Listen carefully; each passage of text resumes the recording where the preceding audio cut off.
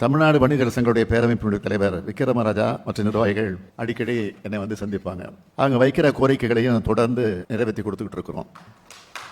சமீபத்தில் கூட உள்ளாட்சி அமைப்புகளால் கடைகளுக்கு தற்போது ஆண்டுதோறும் புதுப்பிக்கப்படும் வணிக உரிமங்கள் 1/4/2024 முதல் 3 ஆண்டுகளுக்கு ஒரு முறை புதுப்பிச்சா போதும் என்ற வகையில் இதற்குரிய விதிகளை திருத்தி ஆணைகள் வெளியிடப்பட்டிருக்கு. அது மட்டும் இல்ல, நகர்ப்புற உள்ளாட்சி அமைப்புகளான கடைகளோட குத்தகை 9 ஆண்டுகள் என இருந்ததை 12 ஆண்டுகள் என விதிகளில் திருத்தம் செஞ்சு 1/8/2024 முதல் நடைமுறைப்படுத்தப்படும் என்பதை மகிழ்ச்சியோடு தெரிவிச்சுக்கிறேன்.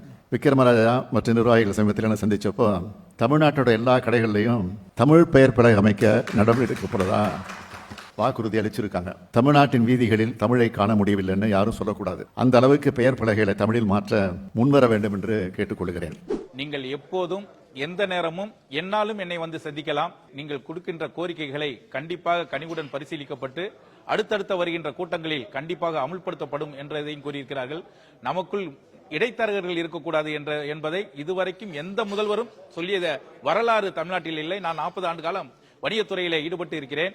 இந்த முதல்வர் அவர்கள் இன்று எங்கள் நிர்வாகக்குழு உறுப்பினரிடத்திலே நமக்கு இடைத்தரகர் இல்லாமல் பொதுமக்களுக்கும் வணிகர்களுக்கும் இந்த அரசுக்கும் நீங்கள் பாலமாக இருந்து செயல்பட வேண்டும் என அன்பு கட்டளை எடுத்திருக்கிறார்கள். எங்களுக்கு பெரிய மகிழ்ச்சியை தந்திருக்கிறது.